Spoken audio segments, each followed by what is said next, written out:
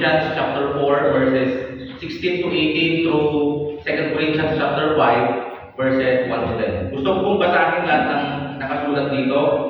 Sabi po sa 2 Corinthians 4:16, kaya hindi kami nasisiraan ng loob, kahit na humihina ang aming katawang lupa, patuloy namang pinalalakas ang aming espiritu araw-araw.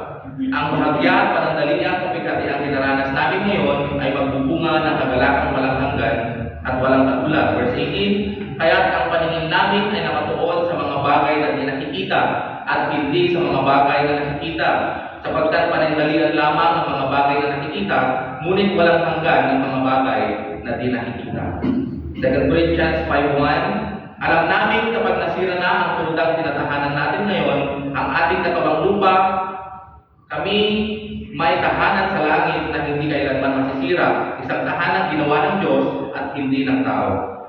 Dumarating kami habang kami nasa tundang ito at labis na nananabik sa aming tahanan sa langit, upang kung mabitisan na kami nito ay hindi kami matagpuang hubad. Verse 4, habang nakatira pa kami sa tundang ito, kami naghihinagpis at dumaraing, hindi dahil nais na namin iwaksi ang katawang banlupa, kundi dahil nais na naming mabitisan ng katawang panlangit.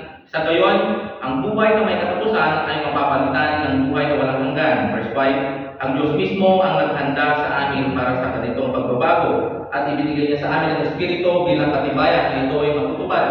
Verse 6, kaya't laging malakas ang aming loob, alam namin habang kami narito pa sa katawang lupa, hindi kami makakapasok sa tahanang inihanda ng Diyos. 7, sapagkat namumuhay kami batay sa pananampalataya at hindi sa mga bagay na nakikita. 8, malakas ang aming loob at mas gusto pa namin iwan ang katawang ito na aming tinatahanan ngayon upang manirahan na sa piling ng Panginoon. Kaya naman ang pinakananais namin ay maging kalugod sa Kanya, maging nasa katawang lupa o maging nasa piling na Niya. Last verse, sapagkat lahat tayo ay haharap sa hukuman ni Kristo at tatanggap ng nararapat ayon sa ating mga gawang mabuti o masama, nang tayo ay nabubuhay pa sa katawang lupa. Ang Diyos pang mapapurihan sa Kanyang mga salita, tayo po ay sumandaling yung bukat tayo manalangin. Panginoon, maraming salamat po sa oras na ito, sa iyong kabutihan at sa iyong kadakilanan.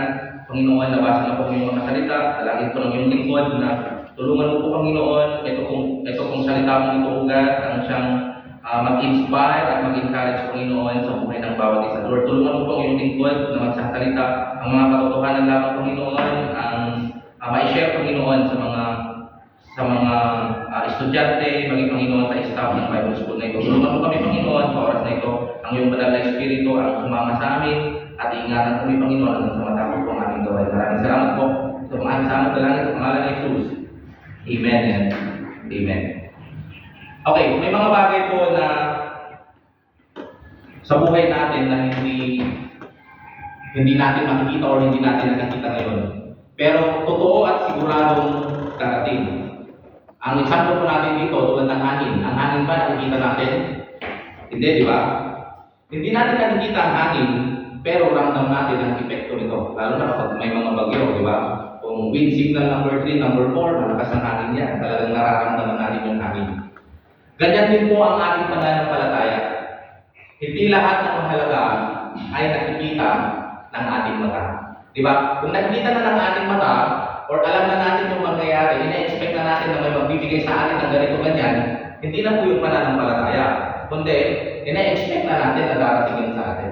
Pero yung pag sinabi po natin pananampalataya, hindi po natin nakikita yung mangyayari sa atin sa kinabukasan. Maging sa inyong pag-aaral, sa ating pag-aaral, hindi natin alam kung makakapagtapos tayo ng ating pag-aaral. Diba? Pero habang sa ating pag-i-stay dito sa Bible School, alam ko na kinakausap tayo ng Panginoon at yun ang pinapagawa niya sa atin na, anak, magpatuloy ka sa iyong pag-aaral, kahit na hindi mo nakikita yung magiging future mo, alam ko na makakaya mo yan. Diba? So, sa mundong ito na puno ng hirap, puno ng pressure, sino dito ang nag-pressure? Amen sila. At pansamantalang tagumpay, madali pang hinaan ng loob kapag kung ano lang ang nakikita natin ang pinagbabasihan ng ating mga desisyon sa ating buhay. Pero sinasabi ko na Apostol San Pablo sa 2 Corinthians, sabi natin kanina, na may mas malalim pa, mayroon pang mas matibay at mas walang hanggan na realidad kaysa sa mga nakikita natin ngayon sa ating buhay. So ito po ang paalala sa atin lahat sa umagang ito, we should live by faith and not by sight. Sabihin mo nga sa katabi mo, live by faith. Sabihin mo yung pangalan niya, live by faith, not by sight. So ang tanong po sa umagang ito, sa bawat isa sa atin, kung titingnan ng ibang tao, kay Brother Marvin, kung titingnan ng ibang tao, actually sa lahat sa atin na nandito, in-example ko lang si Brother Marvin, kung titingnan ng ibang tao ang buhay natin at yung mga desisyon natin ngayon, masasabi ba ng iyong mga kaibigan, ng iyong mga kaklase, na ang iyong pamumuhay or namumuhay ka ba sa pananampalataya or namumuhay ka ba bagay sa nakikita lamang? So kayo, lagi niyong nakikita si Brother Marvin. So bawat isa sa inyo, nakikita niyo ang bawat isa.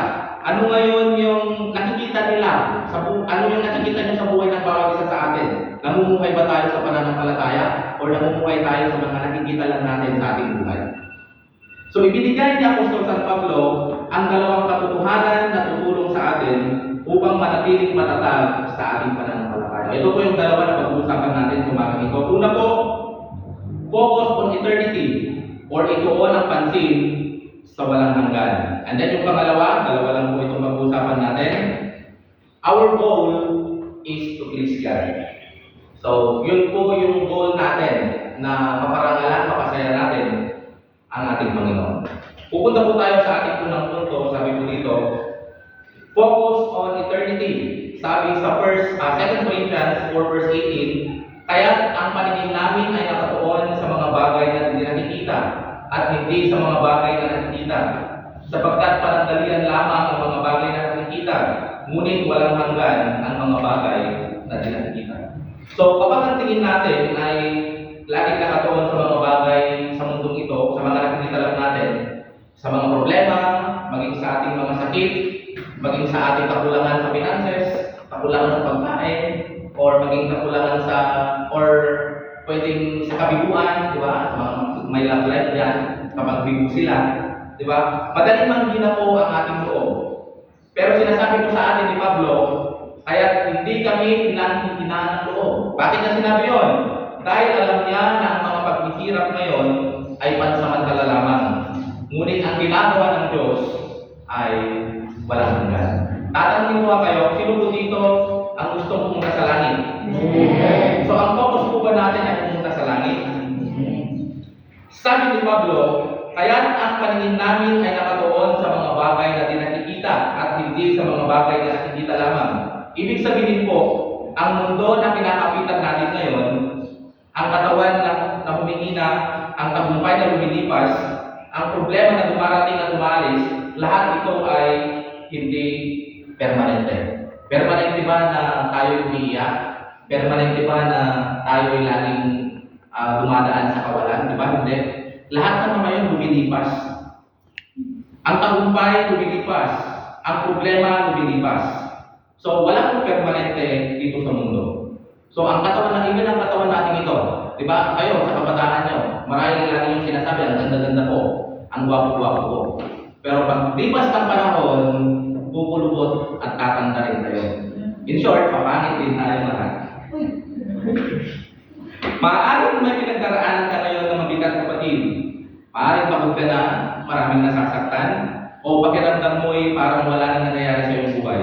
Pero tandaan mo ito, hindi lahat ng hirap ay para sirain mo tayo.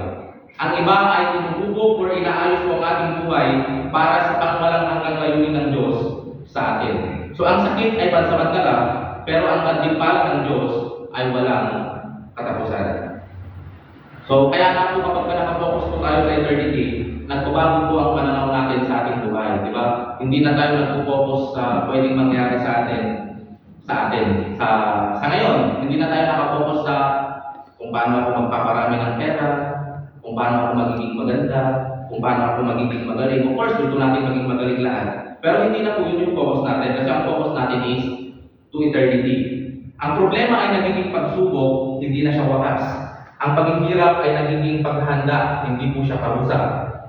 At ang buhay na ito ay nagiging paglalakbay. Hindi po ito ang final destination natin, di ba? Sabi nga sa 1 Chronicles 29:15, sabi niya doon, Tulad ng aming mga ninuno, kami nga ay mga dayuhan at manlalakbay lamang. So tayo daw po ay mga dayuhan lamang sa mundong ito. Manlalakbay lang po tayo dito sa mundong ito.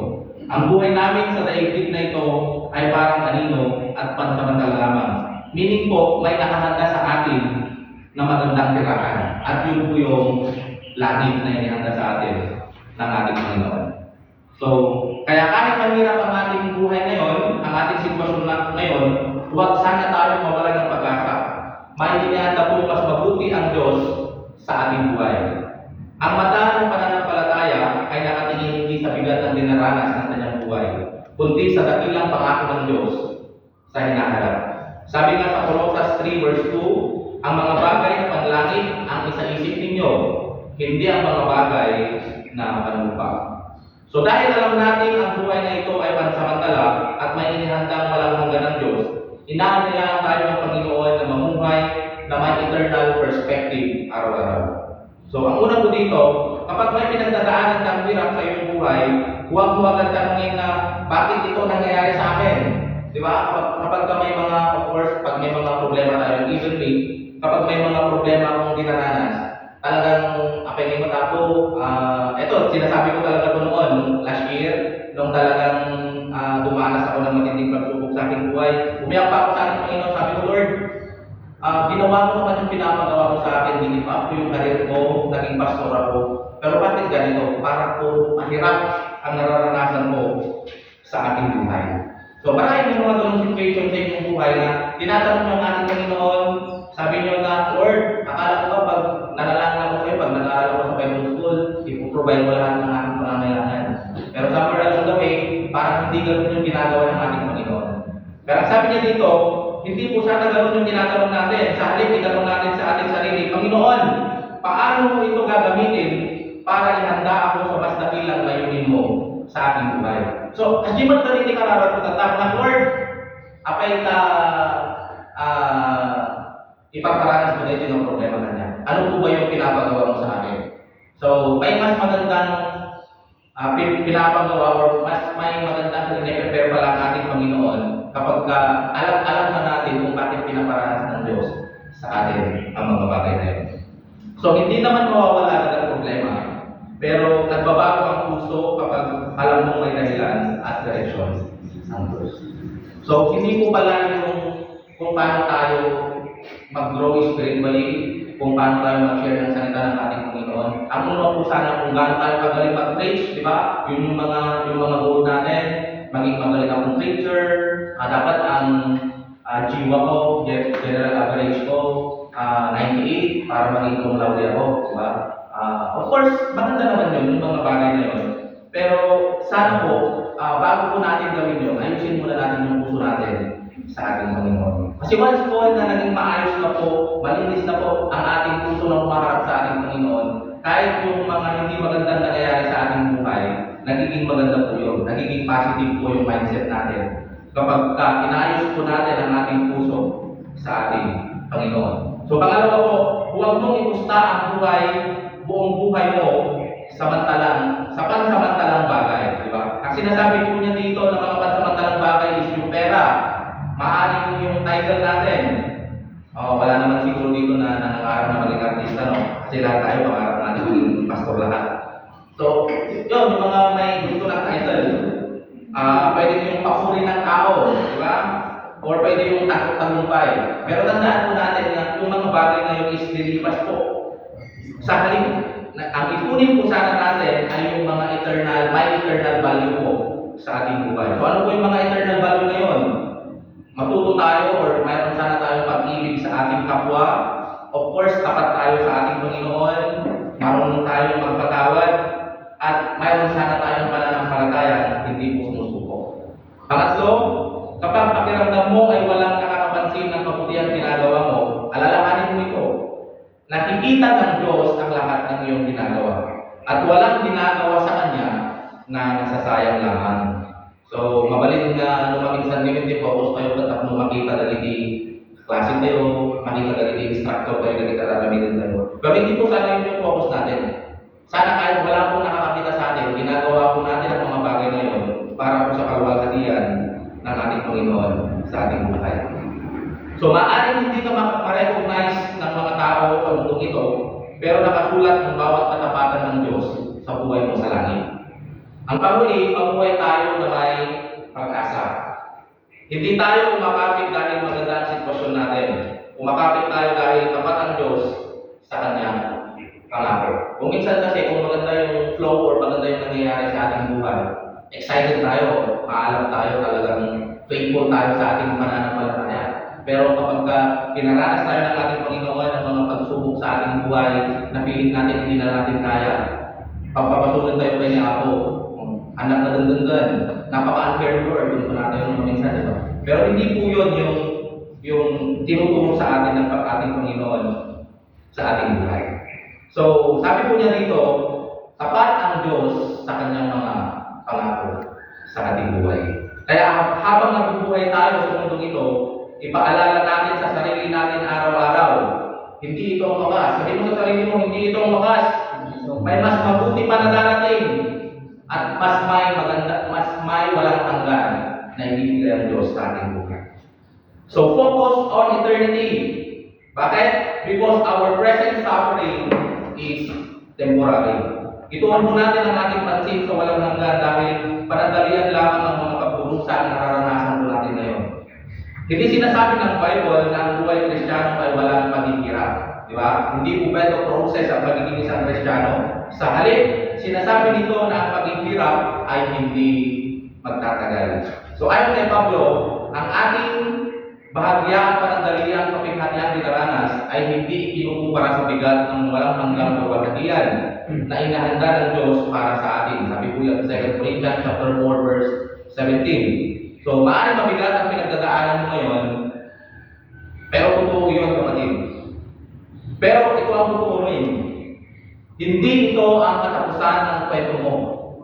Ang sakit na nararamdaman mo ngayon ay may expiration date. Tama po? Hindi siya lifetime na nararanasan yung sakit. Pero ang plano ng Diyos para sa iyo ay pangmalanggan. So kapag nakapokus po tayo sa eternity, natututo tayong tingnan ang suffering hindi bilang tanda na iniwan tayo ng Diyos, kundi bilang patunay na gumagawa siya ng mas malalim na gawain sa buhay natin. So ang Diyos ay hindi lamang interesado na iligtas tayo sa hirap.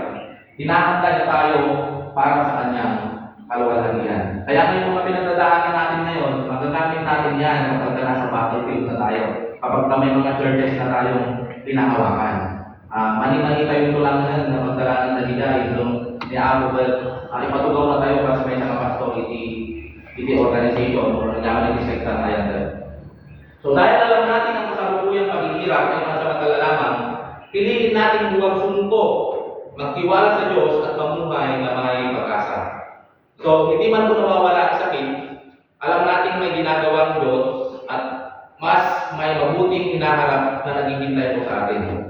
Kaya habang dumaraan tayo sa hirap, kumapit tayo sa ating pananampalataya dahil ang pinagdaraanan natin ngayon ay hindi ang mananatili, hindi siya mananatili pagpakailanman. So pangalawang punto, our goal is to please God. Ang pangunahing layunin natin ay masayahin or kalugdan ang Diyos. Sa gitna ng ating mga pinagdadaanan, malinaw ang sinasabi ni Pablo sa 2 Corinthians 5:9, sabi niya, kaya naman ang pinakananais namin ay maging kalugod-lugod sa Kanya, maging nasa katawang lubak o maging nasa piling na niya. Ibig sabihin po, hindi siya tagumpay, hindi siya ginhawa, at hindi papuri ng tao ang ultimate goal ng buhay Kristiyano, kundi ang kaluguran ng Diyos. Kung minsan kasi talaga, nakakalimutan natin yung main goal natin, na ang Diyos sana ang mapapurihan sa ating buhay. Kapag pinalampakan na tayo ng tao, kapag sinabi na nilang napakagaling mong mag-preach, nakakalimutan na natin ang Diyos. Yung sarili na natin ang ating iniisip. Na wala na ang papuri or wala na yung talagang pagbalik ng anumang binigay ng Diyos sa atin. Minsan, gusto-gusto na natin na pinapalampakan tayo, gusto na natin na pinupuri tayo. Hindi naman po masama yun, pero sana po matuto po sana tayong ibalik lahat ng mga bagay na ginawa or yung mga talento na binigay ng Diyos sa ating buhay. Kapag ang goal natin ay pasayahin ng Diyos, nagbabago ang direksyon ng buhay po natin. Hindi na tayo nabubuhay sa approval ng ibang tao, kundi sa approval na po ng Diyos. Hindi na tayo sumusuko kapag mahirap ang sitwasyon dahil alam nating may saysay ang bawat hakbang ng ating pagsunod sa Diyos. So ang kagandahan po nito, ang Diyos na gusto nating kalugdan ay ang Diyos ding magmamahal sa atin. Hindi niya hinihingi ang perfection sa atin. Tandaan po natin ito hindi po hinihingi ng Diyos ang perfect na pananampalataya, ang perfect na pag-preach, ang perfect na pagiging estudyante. Pero hinihingi niya ang tapat po nating puso. Paulit-ulit ko nasasabi ito. Ang hinahanap po ng ating Panginoon ay yung tapat na puso na naglilingkod sa Kanya. Kahit mahina tayo minsan at nagkakamali, basta ang hangarin ng puso natin ay sumunod at magbigay lugod sa Kanya, nakikita at pinahalagan iyon ng Diyos. At dahil alam natin darating ang araw na haharap tayo sa Kanya, ang pamumuhay para sa kaluguran ng Diyos ngayon ay pamumuhunan sa pangwalang hanggan. Sabi sa 1 Thessalonians 4 verse 1, kaya nga mga kapatid, isa pang bagay ang pinapag-uusap namin at ipinapayo sa inyo sa pangalan ng Panginoong Jesucristo, sana'y lalo pa ninyong pagbutihin ang inyong pamumuhay ngayon, sang-ayon sa inyong natutunan sa amin, upang kayo'y maging kalugod-lugod sa Diyos. Napakaganda naman niyang sinabi, sana'y lalo pa ninyong pagbutihin ang inyong pamumuhay ngayon. Di ba? Sabi pa sa Galatians 1 verse 10, bakit ko sinasabi ito? Dahil ba sa nais kong mapuri ng tao? Hindi. Ang papuri lamang ng Diyos ang tanging kong hinahangad. Sinisikap ko bang magbigay lugod sa tao? Hindi. Kundi, kung iyan ang talagang hangad ko, hindi na sana ako naging alipin ni Kristo. So dahil ang goal natin ay pasayahin at kalugdan ng Diyos, itanong natin sa bawat desisyon natin, ito ba ay nagbibigay lugod sa Diyos? Sa lahat ng ating ginagawa sa ating buhay, ito ba ay nagbibigay ng lugod sa Diyos? Hindi lang po madali, kundi kahit may kapalit na sakripisyo. Pangalawa, manatili tayong tapat kahit walang nakikita. Ang kaluguran ng Diyos ay hindi nakabase sa audience. Nakabase ito sa obedience. So sa pagpunta natin dito sa Bible School, nag-obey tayo sa calling ng ating Panginoon. So alam ko rin na kapag nakagraduate kayo, kapag sinabi ni Lord na pastor ka anak, anong response mo? Balik na yata, nagsusunod ikaw ni pastor. So ang gusto ng ating Panginoon, nakabase po sana ang ating pananampalataya sa ating pag-obey sa Kanya. Pangatlo, huwag tayong panghinaan kapag hindi tayo na-appreciate ng tao. Kapag kaluguran ng Diyos ang goal mo, sapat na ang Kanyang well done, good, and faithful servant. Di ba? Ito yung isa sa mga pinapanalangin ko sa ating Panginoon. Hindi ko man ma-please lahat ng tao. Kayo rin. Hindi ko man kayo ma-please. Hindi ko man ma-please lahat ng mga pastor, lahat ng mga members ko. Pero sana pagdarating yung araw na kukunin ng Panginoon ang aking buhay, sasabihin sa akin ng ating Panginoon, well done, good and faithful servant. Di ba? Yun yung pinaka-ultimate goal ko na sana sabihin sa akin ng Panginoon yun. May katuyan na lahat. Well done, napakaganda na ginawa mo sa mundong ito. Di ba? Kahit na feeling ng ibang tao, hindi maganda yung ginagawa natin. Kasi nga, sabi ko nga, in the first place, hindi naman talaga natin na-please lahat ng tao. Pero kung ang goal natin is yung ma-please natin ang ating Panginoon, bakit? Sila ba yung magsasabi na, well done, good and faithful servant? Hindi naman, di ba? Ang Diyos naman. So kung ginagawa natin ng tapat ang lahat ng pinapagawa ng Diyos sa atin, expect natin na darating yung araw kapag kinuha ng Diyos ang ating buhay, sasabihin yun ng Diyos sa atin. So sino ang gustong sabihin ng Panginoon ng well done, good and faithful servant? Di ba? Lahat tayo? Kasi yun yung goal natin. Yun yung gusto natin na mangyari sa ating buhay. At ang panghuli, mamuhay tayo araw-araw na may malinaw na layunin. Hindi ito para sa ating sarili, hindi para sa mundo, kundi para sa Diyos na nagbibigay buhay sa atin. To please God is to do good. Ang kalugdan ng Diyos ay ang paggawa ng mabuti. Ang pleasing God ay hindi lang tungkol sa salita, hindi lang sa panalangin, o hindi lang sa damdamin. Isa sa pinakapangunahing paraan na inaabot natin ang puso ng Diyos ay sa pamamagitan ng paggawa ng mabuti. Paggawa ng mabuti sa ating kapwa, paggawa ng mabuti sa ating pamilya, paggawa ng mabuti sa ating komunidad, at sa kahit sino man nangangailangan. Sino may mantikay na may kismis dito ay dahil na ni Brother Kagam. Nagalas-tugalan na kita. Di ba? As lahat ng Kristiyano. Kaya tayo garo tigas dyan, may chismis na niya tayo. May chismis na tayo, di kapamilya tayo, tigas dyan, nagigagayon tayo. Hindi kaya tayo mangyari kanya tayo, ni Brother Gab. Nagsimpat isuna. Handa kaya niya maya tayo, ibiyat ko niya ako. Ay, ayaw na.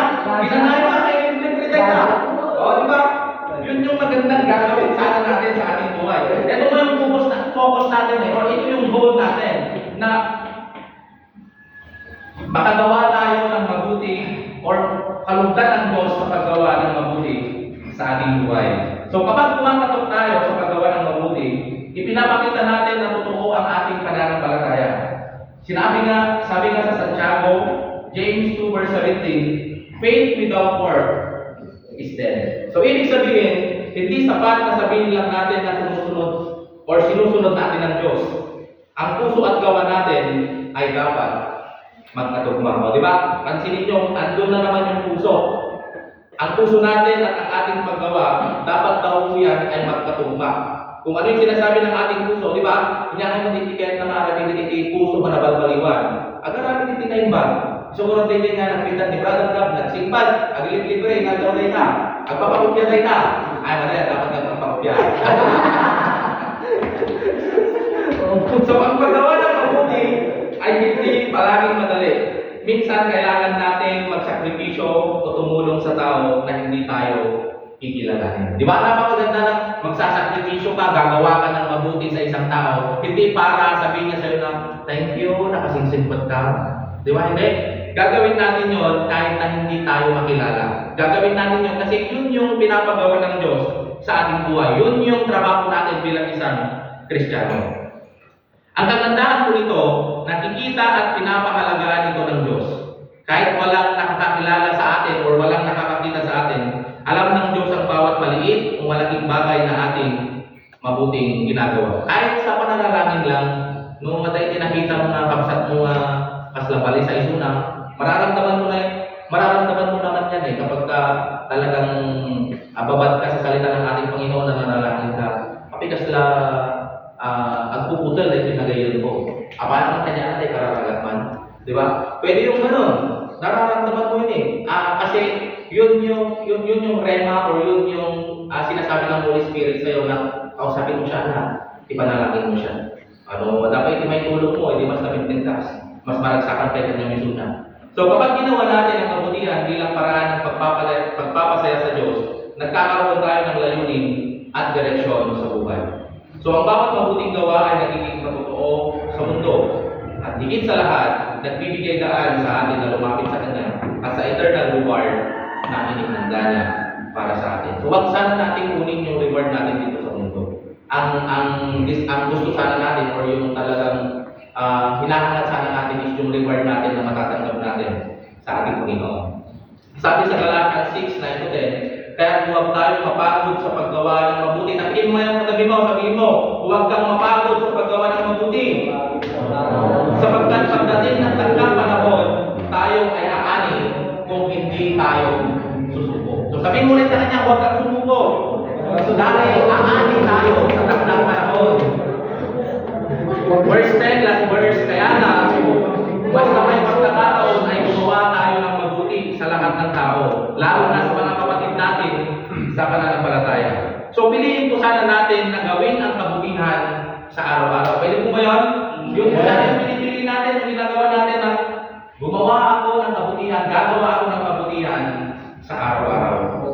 Paano gumawa ka ng kabutihan sa iyong kaklase, sa iyong pamilya, sa iyong kaibigan, sa iyong teacher, instructor, di ba? Pwede sa iyong kapitbahay, kapag umuwi kayo, at kahit sa mga hindi natin kilala. Kahit maliit o hindi napapansin, bawat mabuting gawa ay nakalulugod sa Diyos at nagpapakita ng ating pananampalataya sa ating aksyon. So habang ginagawa natin ang mabuti, magiging liwanag tayo sa mundo at natututo tayo mamuhay para sa ating eternal purpose. Hindi lang sa mga pansamantala na nangyayari sa mundo ito. So kaya ang mga kapatid, sa mundong puno ng hirap, puno ng masakit at panandaliang kagalakan, ito ang paalala ng Diyos sa ating lahat. Mag-focus po tayo sa eternity. Sabi mo rin sa katabi mo, focus on eternity. Pangalawa, our goal is to please God. Sabi ko, our goal is to please God. Hindi ang approval ng tao ang ating hinahanap, kundi ang kaluguran ng Diyos. So paano natin siya kalulugdan?